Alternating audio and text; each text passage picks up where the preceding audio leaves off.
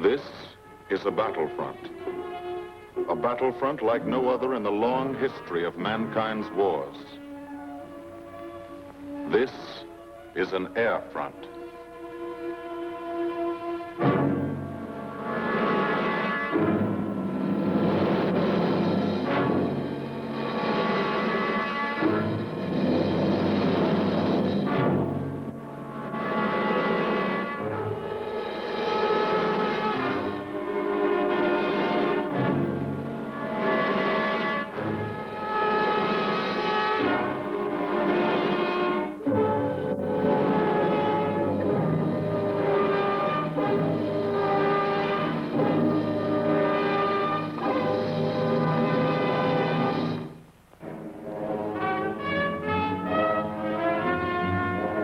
The working day begins, as it will end, with the ground crews, as much a part of the fortress as her wings.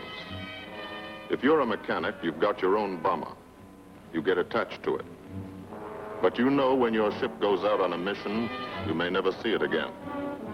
So you do your work as well as it can be done, perfectly, because you wouldn't want anything to go wrong that would be your fault.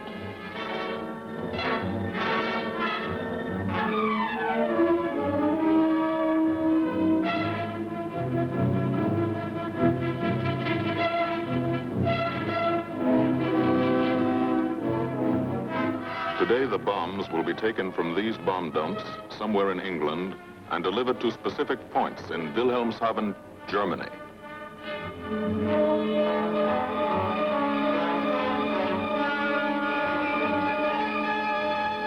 To deliver them is the job of the 8th Bomber Command, just a hauling job, yet one of the most difficult and complicated of military operations.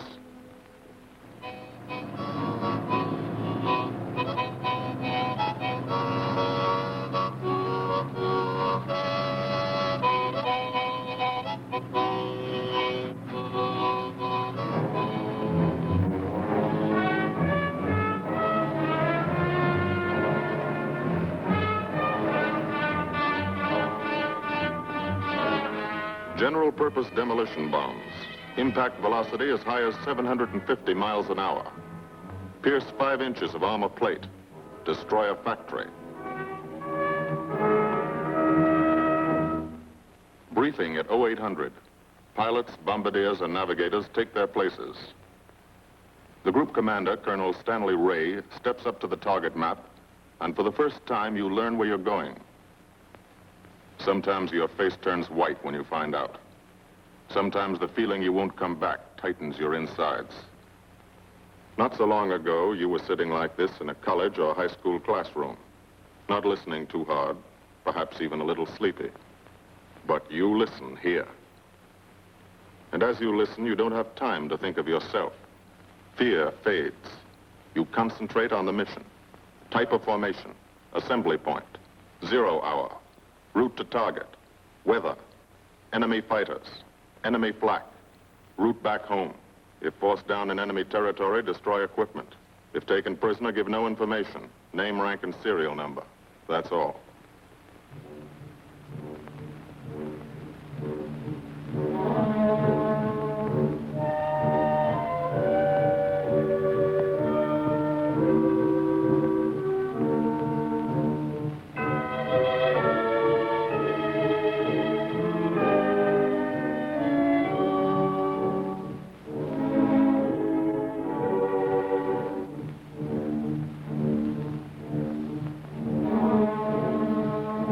These are the passengers with one-way tickets.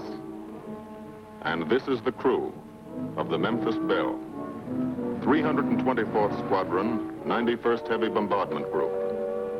Just one plane and one crew in one squadron, in one group, of one wing, of one Air Force, out of 15 United States Army Air Forces. Well, fellas, we've never had an easy ride over there yet, and today won't be any different. No escort except unfriendly, so keep your eyes peeled. Don't get excited and yell when you're talking on the intercom. Save your ammunition and make your shots count. And let me know what goes on back there, Quinlan. Yes, sir. Stay on the ball, gang, and she'll bring us back like she's always done. Okay? Let's go.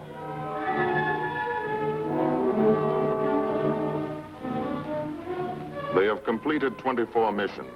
In this, the toughest theater of air war, the big league of sky fighting. Their experience is priceless. And so, if the Memphis Belle comes back this afternoon, they will be sent to bring the vital lessons they have learned to thousands of air crew men in training at home. Home is America.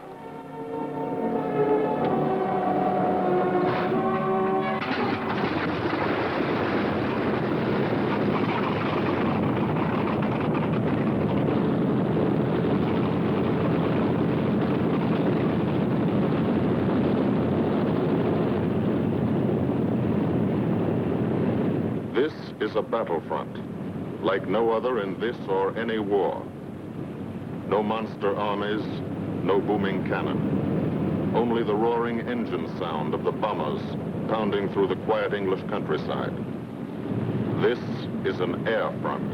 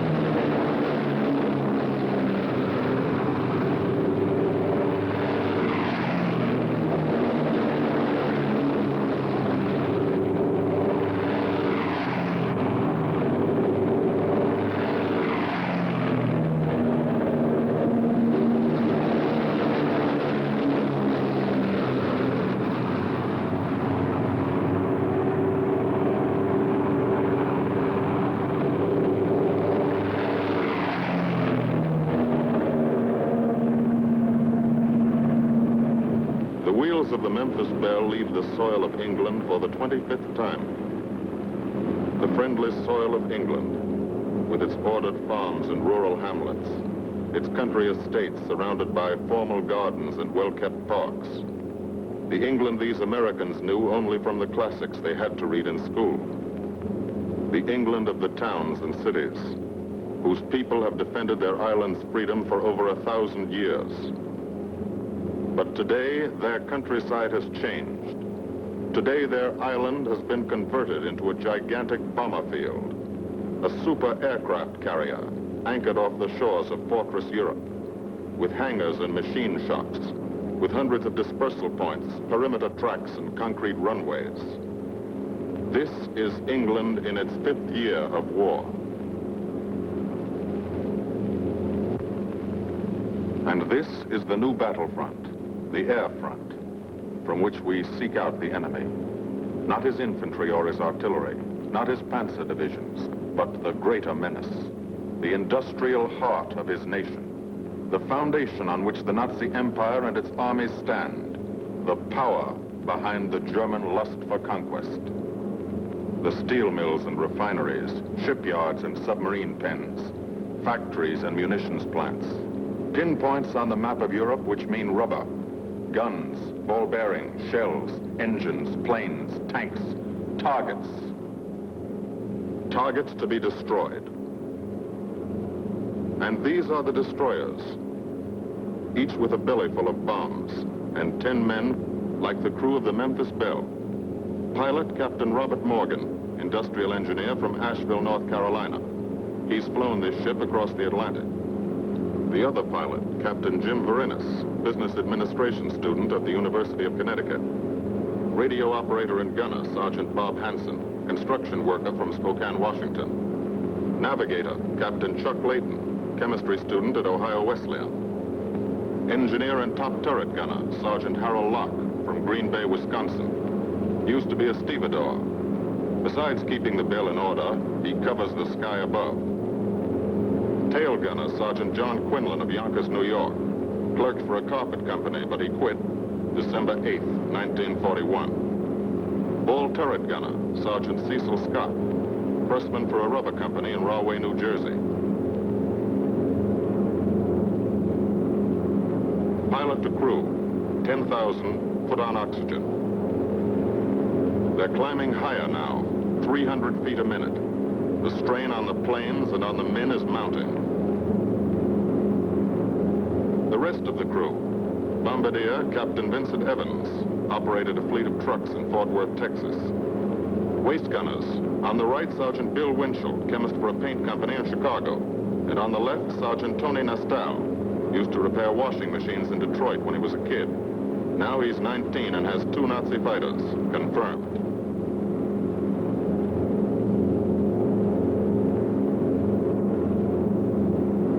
It takes all of a pilot's strength to keep a 30-ton fortress in tight formation. But the formation is the bomber's best defense against enemy fighters.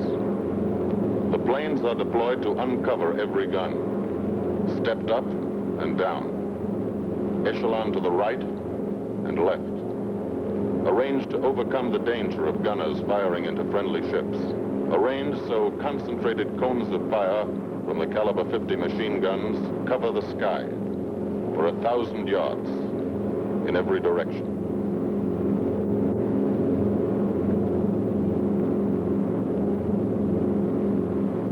The friendly coast of England slips by below.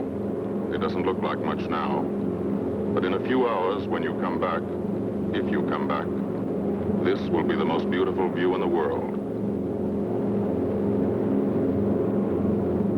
Higher and higher, climbing to reach your best operational altitude, 25,000 feet, 5 miles straight up. So high you can't be seen from the ground with the naked eye. So high that after 1 minute without oxygen, you lose consciousness. After 20 minutes, you're dead.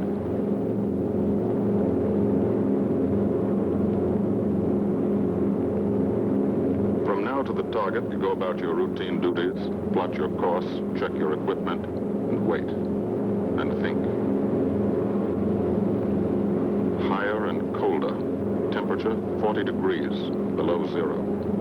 Take off your glove and you lose some fingers. You look out at the strange world beyond. Reflections in plexiglass, like nothing you ever saw before, outside of a dream.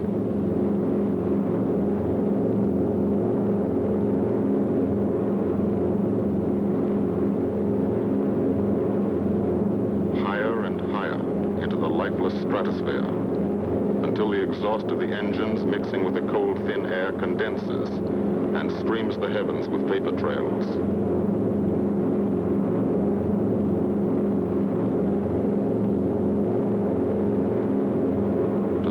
Ships, they're far from beautiful, for they point like beckoning fingers to the formation, signposts in the sky for the enemy to spot us.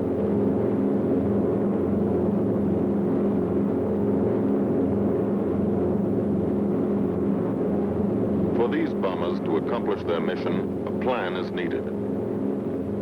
Carefully worked out, timed to the minute. The job is to bomb Wilhelmshaven effectively and economically.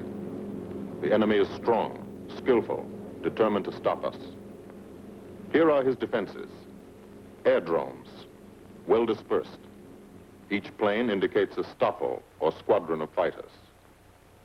Heavy anti-aircraft, highly trained and accurate, all along the coast and defending his vital installations. Radar to warn him of our coming. Here is our plan to divide his defenses and weaken his opposition. At 13:30 hours, shortly after takeoff, 6 groups of planes will be heading toward the enemy coast from 6 directions. The Blue Force, 100 B-24 Liberator 4-engine bombers. The White Force, 300 B-17 Flying Fortresses. The Green Force, 300 B-17s with an escort of 6 squadrons of P-47 Thunderbolts. A force of B-26 Marauders, twin-engine medium bombers with 6 squadrons of RAF Spitfires escorting, almost 1,000 planes and over 8,000 men in the air. The enemy alerts all his aerodromes. But which is our main force? What are our targets? Where should the Nazi controllers send their fighters? It's our job to make them guess, and guess wrong. A half hour later, at 1400 hours, the Blue Force will be heading east across the North Sea with the White Force following. These enemy fighters are tied down, waiting to meet them, and will not be able to attack the Green Force. These fighters must come up to attack the Green Force, and thus will be no threat to the Blue and White Forces. The B-26s and Spitfires will bomb and strafe a key rail junction, diverting these 6 Stockholm and preventing the enemy from concentrating too many fighters on the Green Force, which is scheduled to bomb an aircraft factory at Hanover. At 14:30 hours, the Blue Force will threaten this entire coastal area of northwestern Germany. Which target will it be? Flensburg? The Kiel Canal? Or will it turn suddenly and bomb Hamburg, Vegesack, or Emden? Actually, it carries no bombs at all. It's a decoy and keeps the fighters from the northern area busy while the White Force, the main effort, heads for the submarine pens of Wilhelmshaven. At 1500 hours, while the White Force is over its target, only a fraction of the available German fighter strength of the area can intercept it. Because of the Blue Force diversion and the simultaneous bombing of Hanover by the Green Force. This is the plan of battle for today, drawn up by the Combined Operations Planning Committee and approved by the Commanding General. The White Force, lead group, low squadron. We've crossed the invisible line of enemy radar. The Hun is expecting us.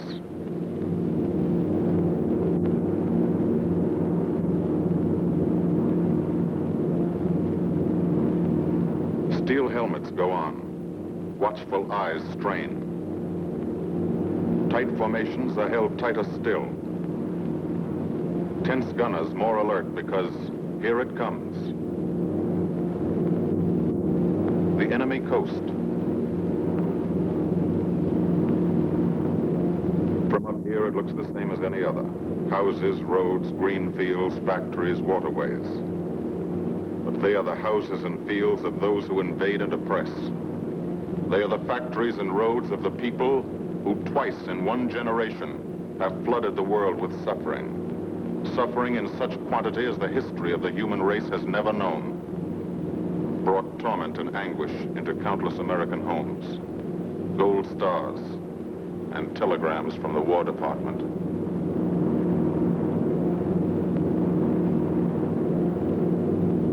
The first plaque, just harmless looking, silent puffs of smoke. Only each puff is a shell exploding, throwing shrapnel around the sky. Exactly the range, accurate flak by radio prediction. 5 miles down, Nazi anti-aircraft batteries have calculated the altitude, speed, and course. Where will the next one hit? You try not to be there.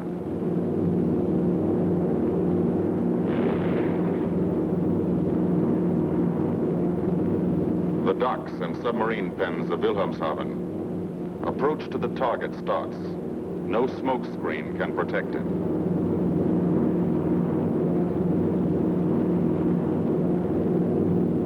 Now the enemy knows the path of your approach and walls that path with a flak barrage. but you fly right through it. Flak so thick you can get out and walk on it.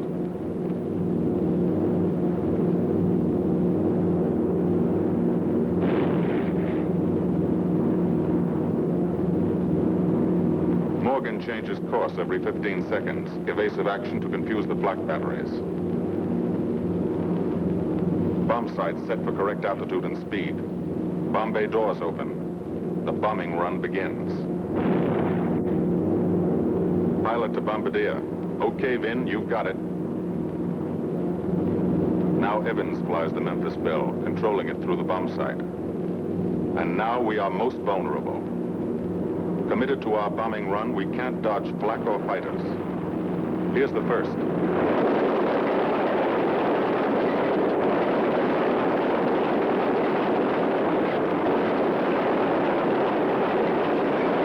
Top turret fires at it.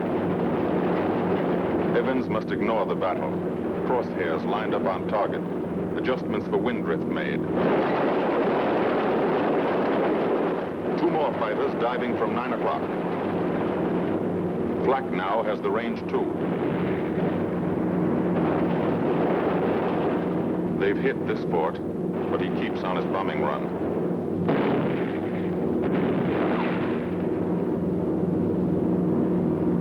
As lead bombardier, Evans's aim must be good. Every other ship in the group will drop its bombs when he drops his. Now, one pointer on the bomb site moves toward another stationary pointer. The instant they touch, bombs will release.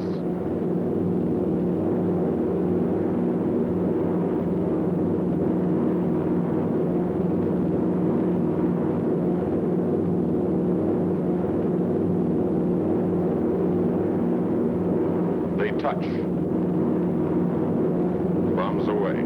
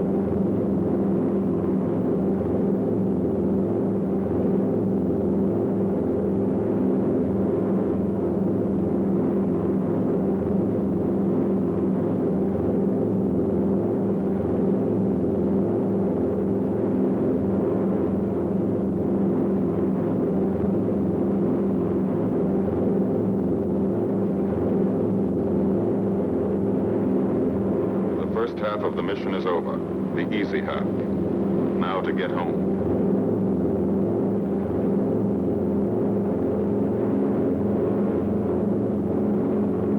The flak stops. That means fighters out there somewhere.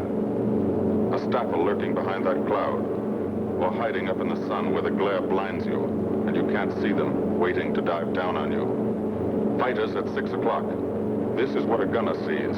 A speck in the sky. That's a fighter. And then a blink. That means he's firing at you. 2,300 rounds a minute.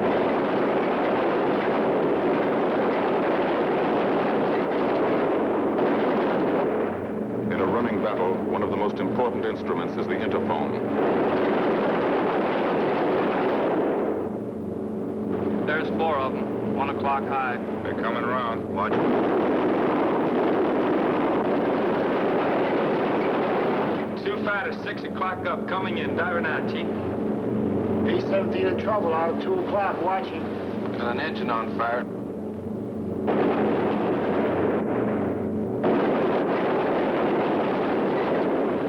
There's 2 more diving through the 94th. 3 planes, 9 o'clock, coming around. Keep your all aboard.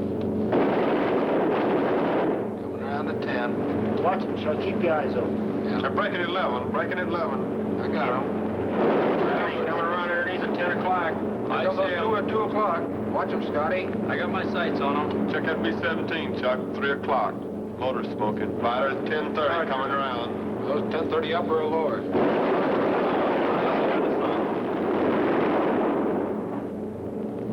B-17 out of control at 3 o'clock.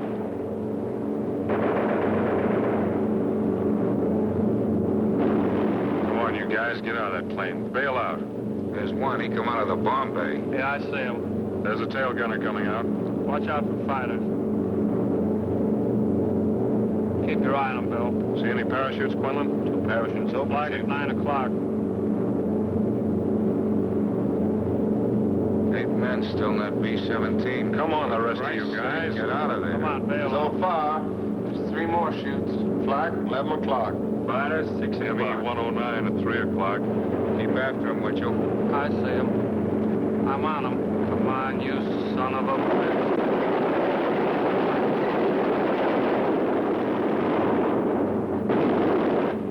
I got him. Quinlan, confirm that fighter. He got him, Chief. Look, he's bailing out. Damn it, don't yell on that intercom. Fighters, 10 o'clock. Watch those 2 at 12, Ben. They're coming in. They're coming in, Scotty. Get that ball turret on him. Save the ammunition as much as possible.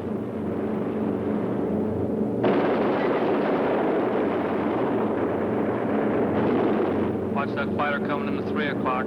He's coming in a half roll. Pull her up, Chief. Pull her up. Hurry.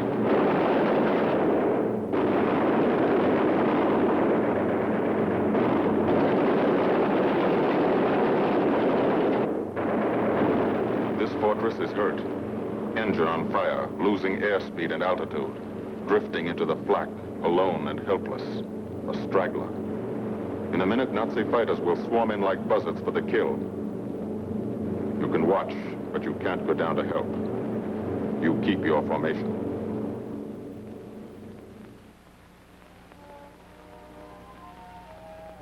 Here, too, the mission is being flown. None the less real for being in the minds and hearts of these men behind. Ask anybody who's been to a field in England, or anywhere else our bombers are based, and he'll tell you that there's drama here, too. Waiting to see who's coming back. To watch them, you might not realize how tense these ground crews are. But they are tense, and plenty worried. In Air Force talk, this waiting is known as sweating out the mission. These men know the flight plan. Their watches told them when the bombers were running into enemy flak, when they were over the target, when they left the enemy coast. And now their watches tell them the bombers should be nearing the field. Every ear strains for the first sound of the engines. And then somebody hears them.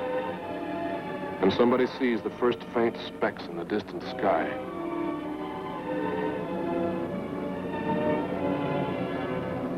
Every face turns to see and count. The watchers try to read the numbers on the ships. These planes have priority to land first. The colored flares mean wounded aboard. In the hospital window, these watching men know what that means. They know what it feels like to lie on a bouncing fortress floor for hundreds of miles through the frozen stratosphere in great pain, with the other men in your crew fighting to keep you alive until they hit the field. The field. Home.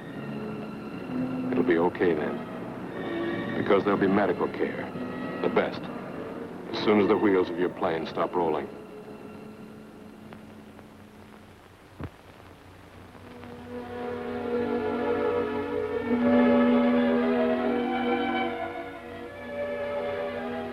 Head wound. Concussion. 20-millimeter cannon shell exploded in his radio compartment. Shock. Internal injuries. He'll be all right, though. Flak burst scattered flying shrapnel. He's full of steel splinters. This pilot's leg is not a pretty sight. Neither are the docks at Wilhelmshaven. These men will all get the Purple Heart. And this man, too, posthumously.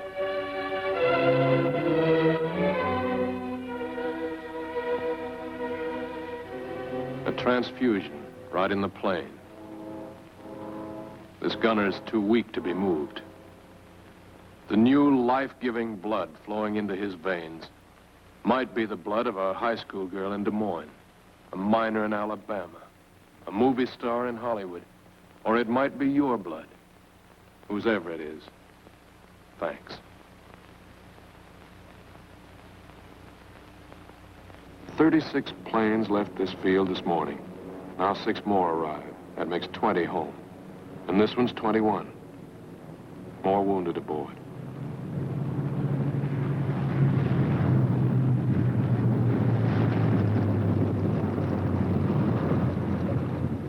"22, coming in with his left inboard engine dead.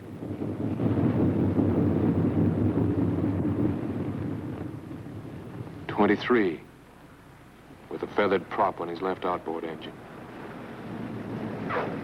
"24, Southern Comfort, with a chunk of tail gone. "25, they flew home on their luck.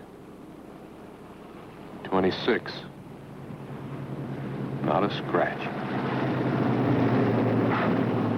The control tower learns that 2 more landed at a British field to the south. 1 a crash landing, crew safe. That makes 28. 29, a rough landing, but her pilot's badly hurt. It's a wonder he brought her back at all. 29 planes back, so far. 29 out of 36. Our losses were heavy, but the enemy's were far heavier. We destroyed a German aircraft factory, a rail junction, submarine pens, docks, and harbor installations. That's specific, known damage. But who can tell the number of German torpedoes that will not be fired, the number of our convoys that will get through now, the soldiers' and seamen's lives that will be saved, or the battles that will be won instead of lost because of what these bombers and airmen did today.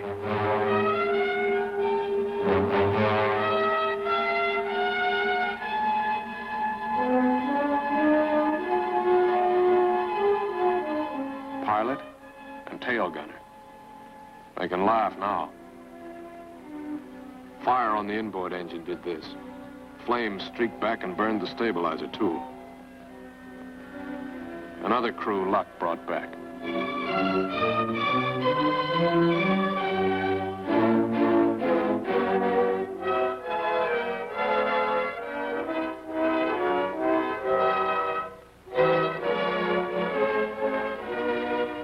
Here's old Bill. A pretty good airplane when it took off. Lost its nose, lost its navigator, bombardier wounded, top turret gunner and pilot hit. Hydraulic system shot out, no brakes, no flaps. But old Bill came back.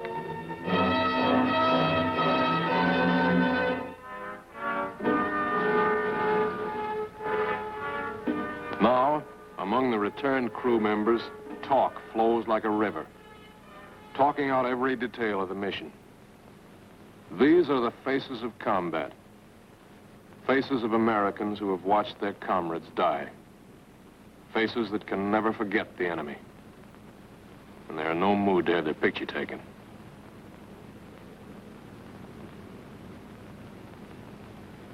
In the control tower, Colonel Ray, the group CO, is still watching and waiting. And then he spots the last flight. 3 more planes. And one of them is the ship everyone's been pulling for. The Memphis Belle. The last few miles of this trip have been a joyride. The strain is over. They can leave their guns now. Now they know they're going to go home.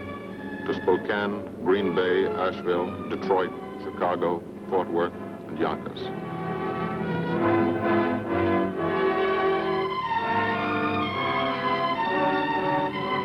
The Belle comes in for her landing. But first Morgan buzzes the field, cuts the grass with the giant fortress. It's against the rules, but this is a special occasion.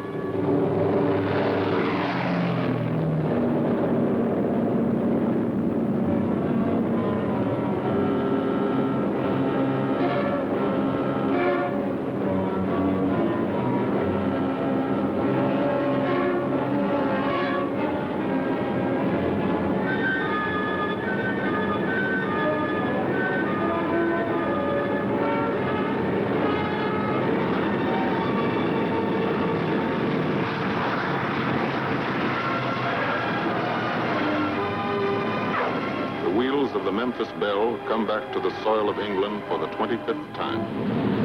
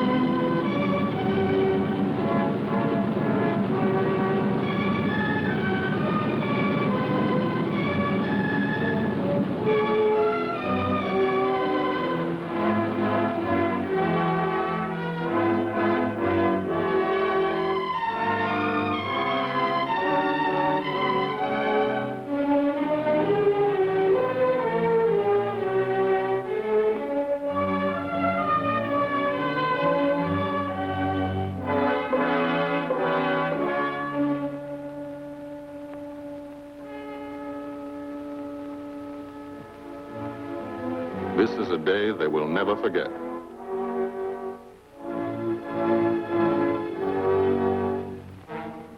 Another great day soon after, Brigadier General Hansel visited the field and presented the Distinguished Flying Cross to every member of the crew.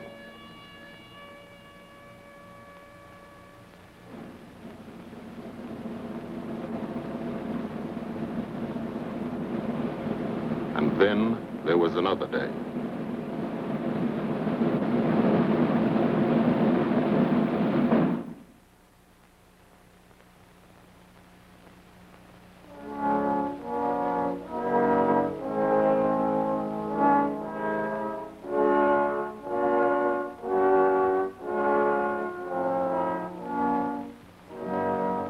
Their Majesties, the King and Queen of England.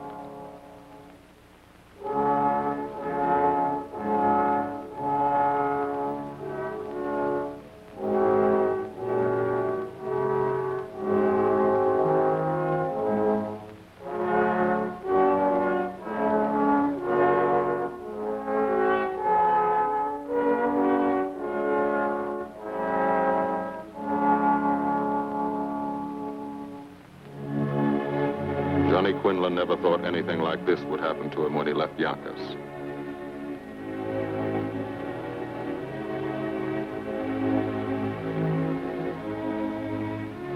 The ground crew were a little self-conscious about being dressed in fatigues, but the Queen thought they were very nice.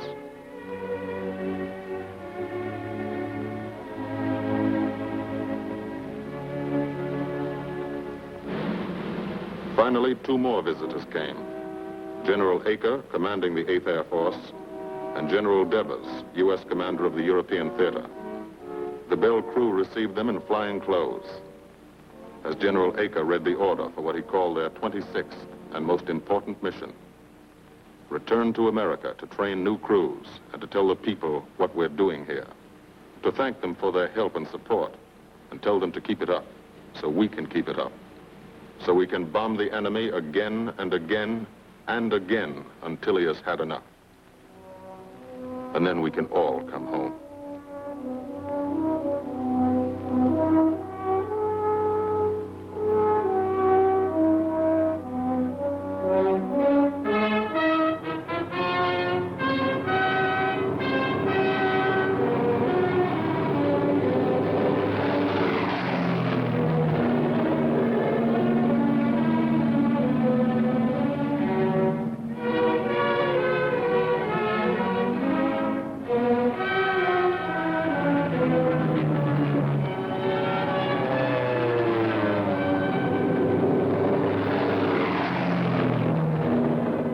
Men of the 8th Air Force, who are now flying deep into Germany, bringing destruction to targets almost 1,000 miles from their bases.